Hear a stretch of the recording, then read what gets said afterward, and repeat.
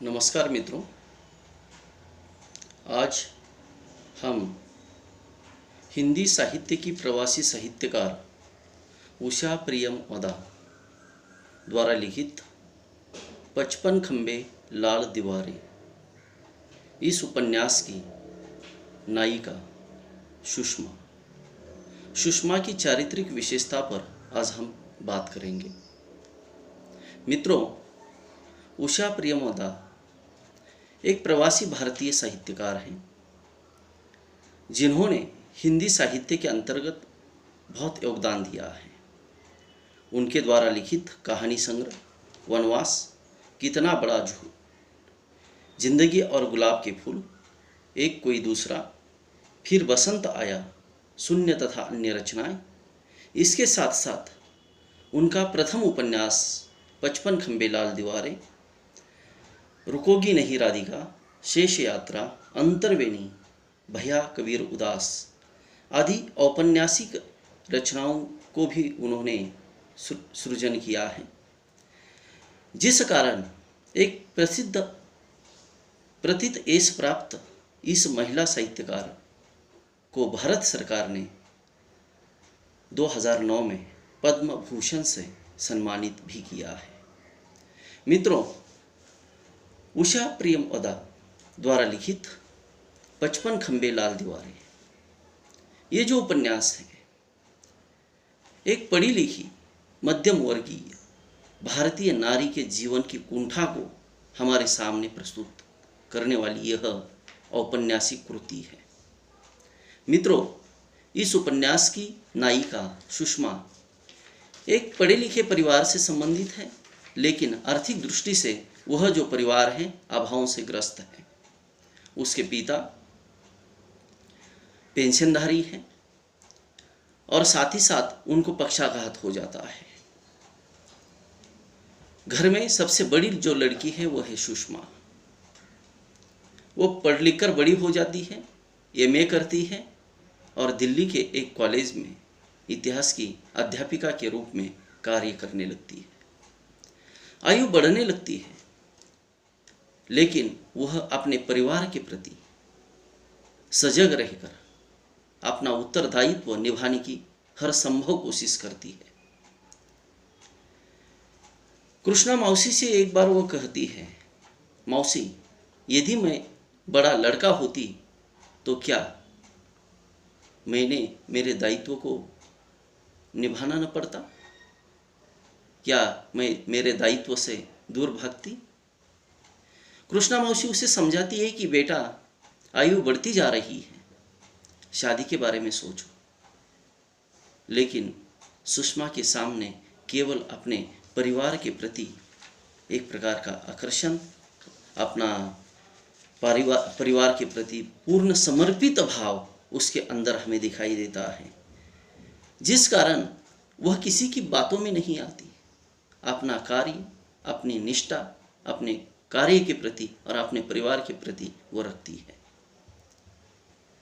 उसके जीवन में ऐसी एक घटना हो जाती है कि जब वह शादी लायक बन जाती है, तब नारायण के साथ उसका रिश्ता तय होने वाला था, लेकिन उसके पिता चुप बैठते हैं, उस रिश्ते को आगे नहीं बढ़ाते। सुषमा के मामा बहुत प्रयत्न करते हैं कि ये शादी हो जाए। सुषमा की माँ भी इस रिश्ते को आगे बढ़ाना नहीं चाहती। क्यों? क्योंकि सुषमा दुभती गाय के समान थी, यानी पैसे कमाकर देने वाली लड़की। उसके वेतन से घर चलता था, पिता को पेंशन मिलती थी, लेकिन बहुत कम पेंशन मिलती थी, उनके दवाई पर ही वह खत्म होती थी, जिस कारण उसके माता पिता ये सोचते थे कि और कुछ दिन सुषमा यदि हमारे घर में रहेगी तो हो सकता है कि हमारी स्थिति बदल जाएगी। उसके छोटे भाई बहन पढ़ लिख कर आगे बढ़ेंगे। ऐसा करते करते सुषमा की आयु बढ़ जाती है, वो 33 वर्ष की हो जाती है। कॉलेज में उसकी सेवावृत्ति अन्य सहकारियों के प्रति सरदय की भावना, स्वच्छ चारित्र्य, ईमानदारी, ये उसकी चारित्रिक विशेषता हमें उसके महाविद्यालयीन कार्य प्रवणता के अंतर्गत भी हमें दिखाई देती है, जिस कारण वह वहाँ के लड़की के छात्रावास की रेक्टर भी बन जाती है। वो जितनी संवेदनशील मन की है उतना ही कठोर स्वभाव उसका है, जिस कारण उसकी एक छवि, उसके कठोरता की छवि हमें उस छात्रावास में भी दिखाई देती है। न्यायप्रियता, ईमानदारी, ये उसके चारित्र की विशेषता है, और जिस कारण सुषमा के प्रति उसके जो सहकर्मी हैं उसका व्यवहार सहज और सरल दिखाई देता है।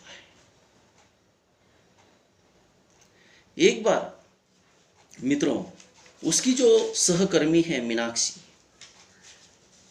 वो सुषमा को कहती है, सुषमा, ये जो तुम्हारे अंदर सहृदयता है, सद्भाव है दूसरों के प्रति, इस कारण तुम्हारा शोषण होता जा रहा है, तुम्हारा उपयोग करके ले रहे हैं।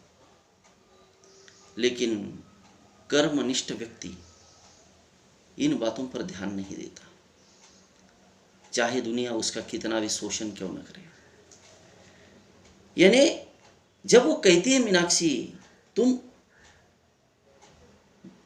भल मानस है, इस भल मानस वृत्ति का फायदा लोग उठा रहे हैं, तब सुषमा कहती है, बात तो ठीक है मीन, पर मुंह खोलकर कहा भी नहीं जा सकता। मैं तो कभी कभी जिंदगी से अजीज आ जाती हूं, क्या करूं। यानी 33 वर्षीय सुषमा, उसके जीवन में उससे लगभग 7-8 वर्ष छोटा नील आ जाता है। नील दिखने में सुंदर था, अत्यंत प्रभावी व्यक्तित्व था उसका। मैं तो मानता हूं कि कथा साहित्य के अंतर्गत जो नायक होते हैं वे नायक के सभी गुण नील के अंदर थे। वह सुषमा के सौंदर्य के प्रति आकर्षित नहीं होता, बल्कि उसके स्वभाव के प्रति, उसके गुणों के प्रति आकर्षित होता है। नील उसे जब मिलता है तब वह उससे बहुत आकर्षित हो जाता है और बार बार मिलना चाहता है, और अनायास रूप से सुषमा भी उसे मिलने देती है। और एक दिन नील उसके सामने प्रेम का प्रस्ताव रखता है। तब सुषमा कहती है, नहीं नील, मैं मेरी मर्यादा नहीं तोड़ सकती, मैं एक भारतीय नारी हूं, तुम्हारे और मेरे बीच में बहुत अंतर है, मैं तुम्हारे प्रेम को स्वीकार नहीं कर सकती, तुम मेरे जीवन से चले जाओ,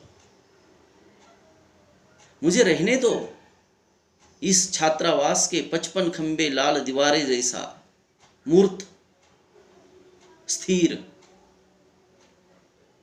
और जब वह नील उसके जीवन से चला जाता है तो मित्रों, उसकी अवस्था अत्यंत अकेलेपन, घुटन की शिकार बनकर हमें दिखाई देती है। उसके जीवन में जो घुटन है, अकेलेपन की वो शिकार बनी है। मैं एक प्रश्न आपसे करना चाहता हूं, उसके जिम्मेदार कौन है? उस घुटन का जिम्मेदार कौन है?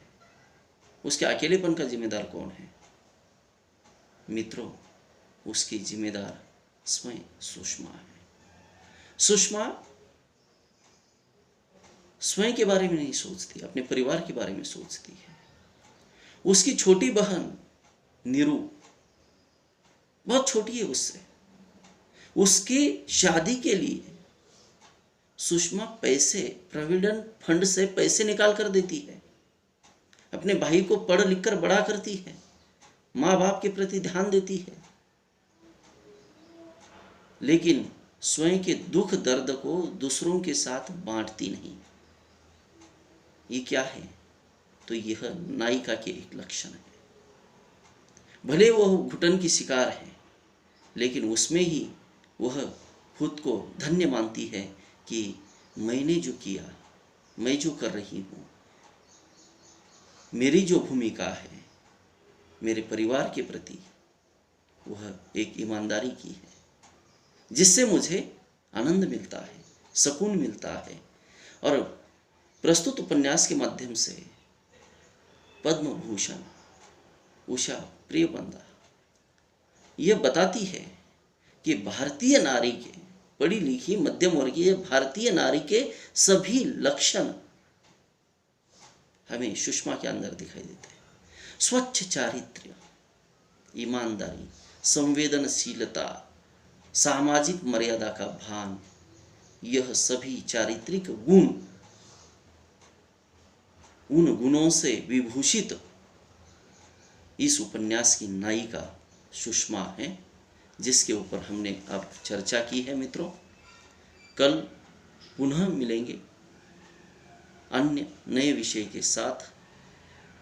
धन्यवाद।